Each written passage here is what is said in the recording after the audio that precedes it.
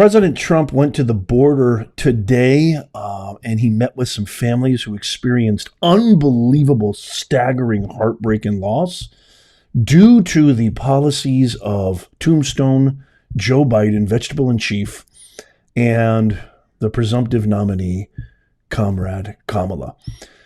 I'm going to share with you two clips of families sharing something that I think everybody needs to hear. I need you to share this video, make this video go viral, because people actually think that joy is going to change everything. That joy, all they're talking about at the DNC is joy. It's joy. We return to joy. They think joy is going to fix everything. The people are blindsided by this. So I need you to really tap the thumbs up. It's free. It takes you a second. Share this with everybody you know and watch and leave a comment. Check this out. Thank you, darling. Thank you. Thank you. Thank you for Take care of inviting me. yourself. Absolutely. We don't want it to happen to other people. That's all. No. It's a big thing, please. Yeah. Hi. I was just thanking President Trump for the invitation to come and to share Rachel's story. Rachel was 37 years old. She had 5 children. She worked. She owned a small business. She worked very hard to support her family. And the trail that Rachel ran daily was a trail that we as a family would walk over the last 25 years that we've lived in Maryland. It's a very safe, small trail, very public, very open. Moms with baby carriages go down this trail. It's very safe. I was in Kentucky. We had a grandbaby that had passed away. When I got a phone call from my son, and he said, "Mom, there's somebody here that would like to speak to you." And when I said hello, the person on the other end said, "Hello, Mrs. Morin. This is Detective so-and-so. I'm the lead detective on this case. There's no easy way to tell you this, but we found your daughter's body. And if they find the body, you know that she's dead. But they wouldn't say, 'We found Rachel. She's alive.'" And so they found my daughter's body. And when they found it, it just recently has come out that she was brutally beaten, raped, and then stuffed into a drain pipe. We're 18,000 miles, 1,800 miles from the border. And because of this open border, we've had not just my daughter, but we've actually had 2 in the same county that we're from, where illegal immigrants have come in and have caused rape and murder of our citizens. And the reason why I came here today and I accepted the invitation is because I really want our words to be heard, and I really want you to take to heart what we're saying. We're not here for a political stand, although we are. We're here because we're losing our moms, our daughters, our children to criminals. And that shouldn't happen. We should be taking care of our country, our people. And the only way I believe that's going to happen is if President Trump is reelected as president. Amen. And we close up this border and we put policies back into place that were there before, instead of this open border thing. We're going to end up being a third world country if it continues this way. And I truly hope that you would just take my words to heart, because it's devastating to lose a child, but even more devastating when you see the pictures or you see the body and you really understand what's happened to that person. So please take to heart, this is a very, very important issue, and it's one that's either going to make or break our country. It's not so much, it's about America, it's about Americans, it's about us taking and protecting ourselves and looking out for each other. It's about protecting our families. So, thank you. Thank you, darling. So beautiful. Thank you. Thank you very much. Thank you very much. She'll help you through that. With me. Definitely. There's also another family there, and I want you to listen to this and watch this very carefully. It's so important, my fellow Americans. Check this out. Also with us is Alexis Nungaray and Hormel Guevara, the loving mother and uncle of precious Angel Jocelyn Nungaray. Jocelyn was a 12-year-old girl from Houston whose life was stolen by two criminal illegals that Harris freed into our country for no reason whatsoever. They were known as monsters. 2 months ago, after walking to the convenience store, these criminal migrants kidnapped Jocelyn, tied her up for 2 hours, violently assaulted her, and strangled her violently to death. Charged with Jocelyn's wicked murder are 2 illegal aliens from Venezuela who came across our border. Just walked across like there was nothing to it. Couldn't do that 5 years ago, 4 years ago. They were in Border Patrol custody. They were gotten, they were nabbed, and were then released into our country. Alexis, we cannot fathom your pain. There are so many people that are going through this pain.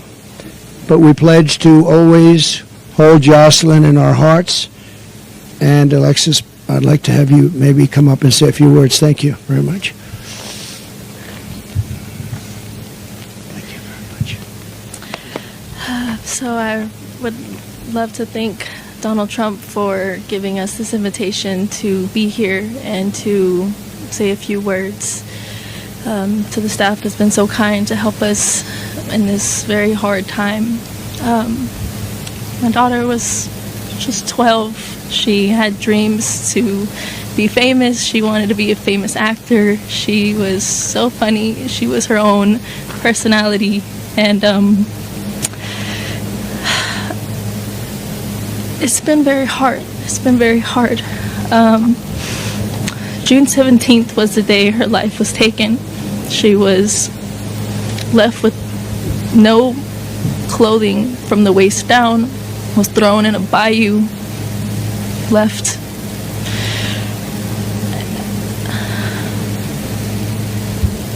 was strangled to death. We believe, yes, she was assaulted off of DNA kit that has been, but it's still very, very early, and it's still very, very raw, and it's still very, very surreal. And they had no reason to do anything that they did to Jocelyn. There was over 300 detention beds that they should have been at because they were detained and they were released when they shouldn't have been released. One had an ankle monitor, didn't stop anything. So now I have to go through the rest of my life with my son, always asking for his sister. And I just really, really, really want everybody to please take into consideration how important border control is, because we're losing very innocent people to heinous crimes that shouldn't be happening in the first place. So please, please, I really hope everybody can hear my pain, to just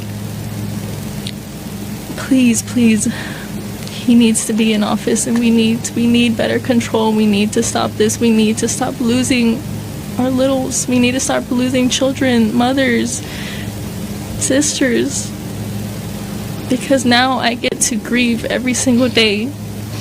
Every milestone that hits gets harder because she's not there for it. She was going to be a 7th grader. She had her whole life ahead of her. I have a daughter. Her whole life ahead of her, and it was viciously taken away by 2 evil, heinous monsters. So thank you again for taking the time to listen to my words. And please, help him make a change. Thank you. Thank you very much. Thank you. Thank you very much.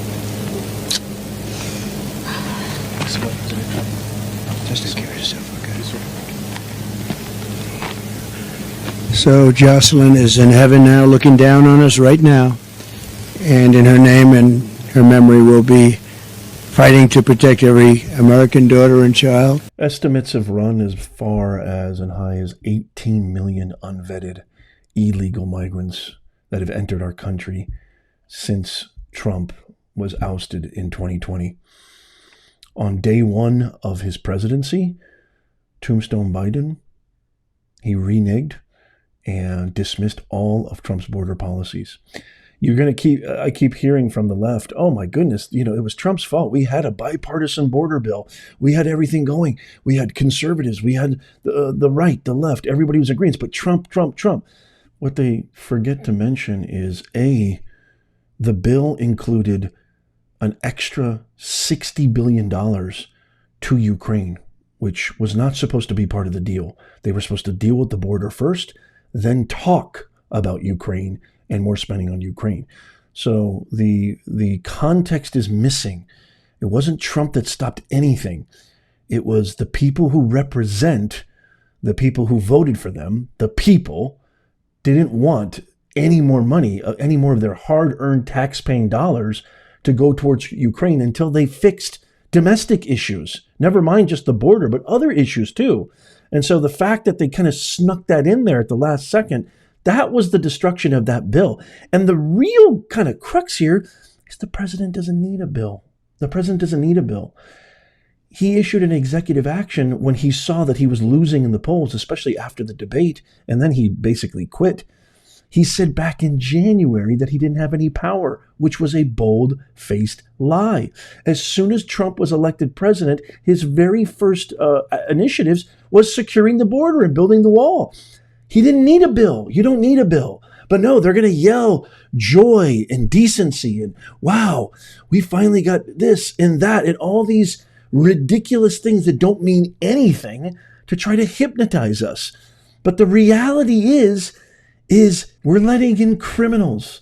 We're letting in thugs, cartel members. We're letting in gangsters, rapists, murderers who are absolutely decimating Americans' lives. And they're going to also say things like xenophobia. Oh, they don't like immigrants. This country was built on immigrants.